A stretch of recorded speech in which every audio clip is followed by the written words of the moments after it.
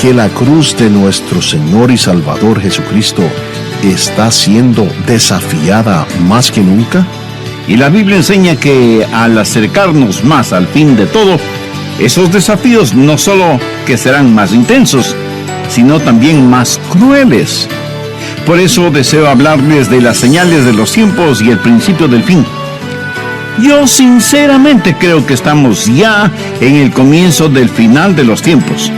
Pero escúcheme, no estoy desanimado. Antes, por el contrario, estoy muy animado al ver cómo van calzando todas las piezas proféticas.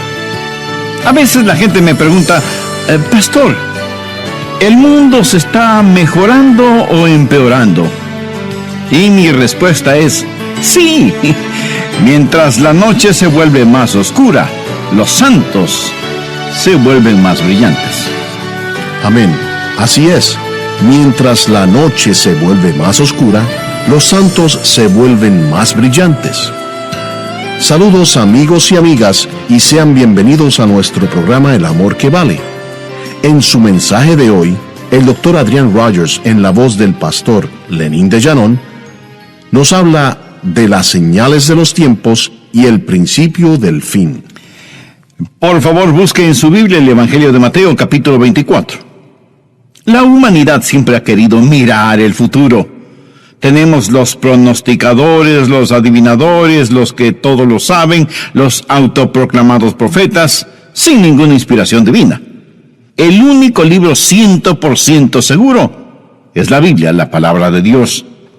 Y el próximo gran evento que estamos esperando es el retorno literal, visible y corporal de nuestro Señor y Salvador Jesucristo. Y quiero decirle que este evento, el regreso de Cristo, es una de las mayores doctrinas en la palabra de Dios. Se lo menciona no menos de 1200 veces en el Antiguo Testamento y por lo menos 300 veces más en el Nuevo Testamento. Dios nos está diciendo que este mismo Jesús que ya vino, vendrá otra vez. Y hoy vamos a estudiar las palabras de Jesús, guiándonos en un viaje profético, mirando lo que pasa en esta época y luego en la época por venir, y veremos en la palabra de Dios cuál es el destino del planeta Tierra. Esto es muy importante para nosotros hoy porque los que estamos viviendo en la actualidad podemos decir con seguridad que el futuro ya está aquí. Quiero que note el trasfondo de la profecía que vamos a leer. Leamos los 3 primeros versos de Mateo 24. Cuando Jesús salió del templo y se iba, se acercaron sus discípulos para mostrarle los edificios del templo. ¿Cree usted que Jesús no había visto esos edificios antes? ¿Por qué los discípulos querían mostrarle a Jesús los edificios del templo? Respondiendo, él les dijo, ¿veis todo esto? De cierto os digo que no quedará aquí piedra sobre piedra que no sea derribada. Y estando él sentado en el monte de los olivos, los discípulos se le acercaron aparte diciendo, dinos, ¿cuándo serán estas cosas? ¿Y qué señal habrá de tu venida y del fin del siglo? Ahora, cuando usted tiene esta profecía en la mente, recuerde que este es el trasfondo. Recuerde también que desde el monte de los olivos se miraba abajo el templo. Y el templo era absolutamente magnífico. El templo era el centro de la vida judía, espiritual y socialmente. Todas sus esperanzas estaban basadas ahí en el templo. Y ahí estaba, en el monte Moria, como una montaña de oro. El historiador Josefo dice que parecía una montaña de nieve. Ahí brilla bajo el sol cuando el sol sale por el oriente, bañando el monte de los olivos. ¿Por qué los discípulos vinieron y le dijeron al Señor, mira, mira este templo? ¿Por qué se lo mostraron? Bueno, tiene que recordar que Jesús había hecho una profecía en Mateo 23, verso 37. Jesús, bajando del monte de los olivos, comenzó a derramar copiosas lágrimas al mirar Jerusalén. Y ahí está el templo, enfrente de él. Y esto es lo que él dice. Jerusalén, Jerusalén, que matas a los profetas y apedreas a los que te son enviados. ¿Cuántas veces quise juntar a tus hijos como la gallina junta sus polluelos debajo de las alas, y no quisiste? He aquí vuestra casa. Y aquí Jesús se refería al templo. Os es dejada desierta, porque os digo que desde ahora no me veréis, hasta que digáis: bendito el que viene en el nombre del Señor. Ellos no podían creer que este templo jamás quedaría desierto. No parecía que eso llegara a suceder jamás. Pero para empeorar las cosas, Jesús dijo que este templo no quedaría piedra sobre piedra. Ellos no podían creerlo. Si usted alguna vez ha visto las ruinas de este templo, las enormes y masivas piedras diseminadas por el valle, a lo mejor entiende por qué la declaración de Jesús no tenía sentido para los discípulos. Ellos dijeron: Jesús, ¿estás diciendo que este lugar va a quedar desolado? ¿Que no va a quedar una piedra sobre otra? Jesús, por favor, mira estas enormes piedras. Yo he visto estas piedras en la base de la muralla. Algunas son tan grandes como una iglesia pequeña. ¿Cómo hicieron para poner esas enormes piedras en su lugar? No tengo ni la menor idea. Y no se olvide que ellos no tenían las modernas maquinarias de construcción que ahora tenemos. Los discípulos dijeron: Jesús, mira esto, mira estas gigantescas piedras. Jesús había profetizado destrucción, y eso no parecía razonable. Los romanos vendrían y destruirían Jerusalén, y ya existía el fermento de la rebelión contra el gobierno romano, y Jesús profetiza eso. De hecho, en Lucas 21:20 Jesús dijo: pero cuando viereis a Jerusalén rodeada de ejércitos, sabed entonces que su destrucción ha llegado. Quiere decir que el templo quedaría desolado. ¿Cuándo iban a saber que esto sucedería? Cuando vieran a Jerusalén rodeada de ejércitos. Bueno, 40 años después de que Jesús dijera esto, el ejército romano, bajo las órdenes del emperador Tito Flavio, vino y rodeó la ciudad de Jerusalén con sus ejércitos, exactamente como Jesús lo había profetizado.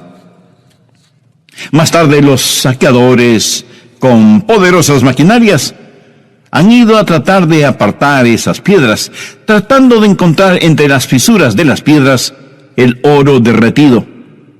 Y lo que Jesús dijo, mucha gente lo consideró inimaginable. Por eso le dijeron: Jesús, mire estas enormes piedras. ¿Sabes lo que estás diciendo? Y Jesús sabía exactamente lo que estaba diciendo. He estado muchas veces en el templo del monte, y si busca el templo de Herodes puede encontrar otros templos. Yo he visto las ruinas de otros templos, pero escúcheme, usted no encontrará una piedra sobre otra, ni una sola, exactamente como Jesús dijo. Eso debe enseñarnos algo. No vivimos por la razón, vivimos por la revelación. No trate de explicar como sin importancia las profecías de la palabra de Dios. Esto es el trasfondo de esta profecía concerniente a la segunda venida del Señor Jesucristo y de los que cuestionaron esto. Ahora note el tema de la profecía. Dice el verso 3: y estando él sentado en el monte de los olivos, los discípulos se le acercaron aparte diciendo: dinos, primero, ¿cuándo serán estas cosas? Segundo, ¿qué señal habrá de tu venida? Y tercero, ¿cuándo será el fin del mundo? Los discípulos hicieron estas tres preguntas. Primero, ¿cuándo serán estas cosas? ¿Cuándo será destruido el templo? Segundo, ¿cuál será la señal de tu venida? La palabra venida aquí es la palabra griega parusía, y significa venir en poder y gloria. Por lo tanto, ¿cuándo, Señor, vas a instalar tu reino? ¿Cuándo vas a comenzar a reinar? Tercero, ¿cuál será la señal del fin del mundo? La palabra mundo aquí significa el final de la época. Ellos pensaron que se acercaban al final de la época antigua y que una nueva época, la época mesiánica, iba a empezar. Por eso le hicieron a Jesús esa pregunta. Recuerden que eran judíos cristianos los que hacían estas preguntas, y vamos a ver las señales de los tiempos que tienen que ver con Israel y con la iglesia. Lo que hace Jesús aquí es mirar a través del túnel del tiempo y les da las señales de los tiempos, los días y épocas entre el tiempo que ellos existieron y cuando Jesucristo vendrá otra vez. Y les da 7 marcas o señales, y de eso vamos a hablar hoy. Preste atención. Primero, Jesús dice que la primera marca será la decepción de falsos cristos. Miremos los versículos 4 y 5. Respondiendo Jesús les dijo: mirad que nadie os engañe, porque vendrán muchos en mi nombre diciendo: yo soy el Cristo, y a muchos engañarán. Jesús dice que una de las marcas de los últimos días, el final de una época, será un tiempo de gran decepción. Y tanta gente ha sido engañada a pesar de que la Biblia nos advierte para que no seamos engañados. Veamos rápidamente 1 de Juan 4, los versos del 1 al 3. Aquí el apóstol Juan dice: amados, no creáis a todo espíritu, sino probad los espíritus si son de Dios. Porque muchos falsos profetas han salido por el mundo. En esto conoced el Espíritu de Dios. Todo espíritu que confiesa que Jesucristo ha venido en la carne es de Dios. Y todo espíritu que no confiesa que Jesucristo ha venido en la carne no es de Dios. Y este es el espíritu del anticristo, el cual vosotros habéis oído que viene, y que ahora ya está en el mundo.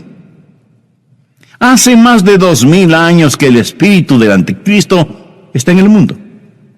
La palabra anticristo toma la palabra Cristo y antepone el prefijo anti, que significa en contra de o en lugar de.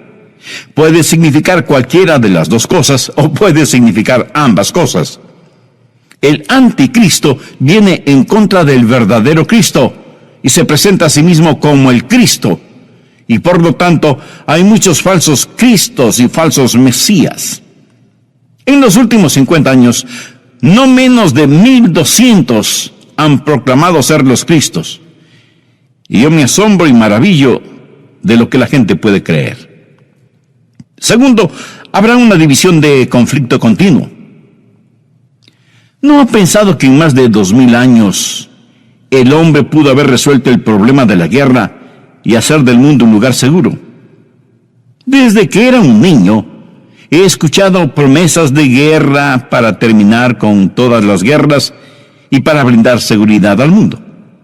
Pero Jesús dijo que eso nunca sucederá. Miremos los versos 6 y 7. Y oiréis de guerras y rumores de guerras. Mirad que no os turbéis, porque es necesario que todo esto acontezca, pero aún no es el fin. El mundo, desde el momento que Jesús hizo esta declaración hasta el día presente, más de 2 milenios, ha estado plagado por el espectro de la guerra, y las guerras crecen en número, y las guerras crecen en intensidad. Piensa en lo que está sucediendo en estos días. Piensa en el conflicto en el Medio Oriente. Considere lo que está pasando en Irak, en Irán, en Afganistán, o lo que está sucediendo en Corea del Norte o en la China Roja, solo por nombrar algunos lugares. En 6000 años de historia registrada del hombre, se calcula que 600 millones de personas han muerto en las guerras. Pero lo aterrador es, escuche con atención, lo aterrador es que la mitad de esos 600 millones han muerto desde 1900. ¿Entendió? La mitad de los que han muerto en 6000 años han muerto desde 1900. Parece que estamos viendo que todas estas cosas están llegando a un clímax. Esta generación, la generación en la cual estamos viviendo, ha visto más guerras que ninguna otra generación. Terrorismo, secuestros, bombardeos, asesinatos, sabotajes, guerras. Y pareciera como si todo esto se centrara en Jerusalén. ¿Tiene la Biblia algo que decir al respecto? Por supuesto que sí. Leamos Zacarías 12, versos 2 y 3. Y aquí yo pongo a Jerusalén por copa que hará temblar a todos los pueblos de alrededor contra Judá, en el sitio contra Jerusalén. Y en aquel día yo pondré a Jerusalén por piedra pesada a todos los pueblos. Todos los que la cargaren serán despedazados, bien que todas las naciones de la tierra se juntarán contra ella. Continuos conflictos, divisiones. Tercero, desastres de cataclísmicas consecuencias. Mateo 24:7 dice, porque se levantará nación contra nación y reino contra reino, y habrá pestes y hambres y terremotos en diferentes lugares, y todo esto será principio de dolores. Jesús, mirando a través del tiempo, dice que habrá hambre. Usted podría pensar que tal vez el hombre con abundante habilidad agrícola e ingeniería genética habría ya resuelto el problema de la hambruna. Pero el problema del hambre en nuestro mundo es doble. Primero, la falla de la agricultura misma, y segundo, el embudo que significa la distribución. Aun cuando tenemos los alimentos, no podemos hacer llegar esos alimentos a la gente que realmente los necesitan. Pero dentro de un poco tiempo no tendremos alimentos suficientes.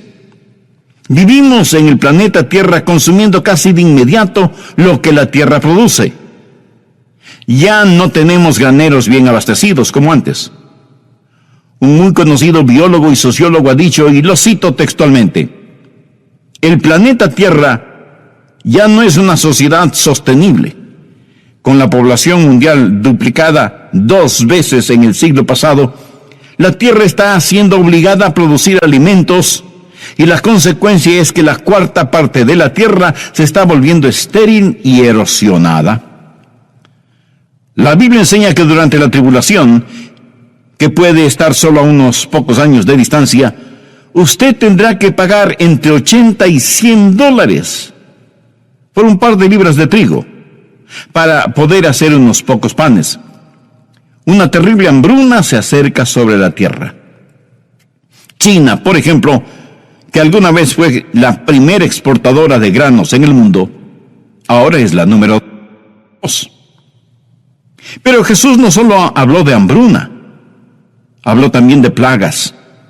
Se podría pensar que en 2000 años mucho hemos aprendido sobre plagas. Recuerdo cuando era pequeño y que decían, hemos conquistado la polio. Y yo pensé que eso era maravilloso y que muy pronto enfermedades como la polio, el sarampión y otras más serían eliminadas. Pero hicieron su aparición las enfermedades venéreas y el SIDA y el ébola. Y parece que cada día aparece una nueva y mortal plaga. Y como si todo esto fuera poco, estamos enfrentando en la actualidad el fantasma de la guerra químico-biológica. Jesús dijo que las plagas serían una señal de los tiempos y también mencionó temblores y terremotos, y tal parece que el planeta mismo está jadeante de dolor. Cuarto, habrá una difamación de cristianos consagrados. Mis amigos, si amamos al Señor Jesús, vamos a ser difamados. Será una señal de los tiempos. Veamos Mateo 24, versos 9 y 10. Entonces os entregarán a tribulación y os matarán, y seréis aborrecidos de todas las gentes por causa de mi nombre. Muchos tropezarán entonces y se entregarán unos a otros, y unos a otros se aborrecerán. Jesús dijo que la persecución religiosa se aumentará al final de los tiempos y estará centrada contra el cristianismo, aquellos que siguen al Señor Jesucristo. A este mundo no le importa tener religión, pero se resiente si hablamos del Señor Jesucristo. ¿Sabía que más cristianos han muerto por su fe en el siglo pasado que en todos los demás siglos desde que Cristo murió en la cruz? Se estima que más cristianos fueron torturados y asesinados en 12 meses durante la Segunda Guerra Mundial que los que murieron bajo Roma en los primeros siglos después de Cristo. Algunas autoridades dicen que más de 50 millones de cristianos fueron masacrados en Rusia y otros países entonces comunistas porque mencionaban el nombre de Cristo. Desde la ascensión de Cristo, ninguna generación ha visto persecución mundial contra los cristianos como la que se efectúa en la actualidad. Abra sus ojos y mire alrededor suyo. Bíblicos creyentes cristianos son la burla de todos. El mofarse de los cristianos se ha convertido en el deporte favorito en los periódicos, radio y televisión. Y es triste ver lo que está sucediendo. Pero esta persecución de los últimos días se volverá al rojo vivo. Y me pregunto cuántos calientabancas dominicales desaparecerán de las iglesias cristianas bíblicas. Va a haber una persecución de creyentes en los últimos días que separará a los verdaderos creyentes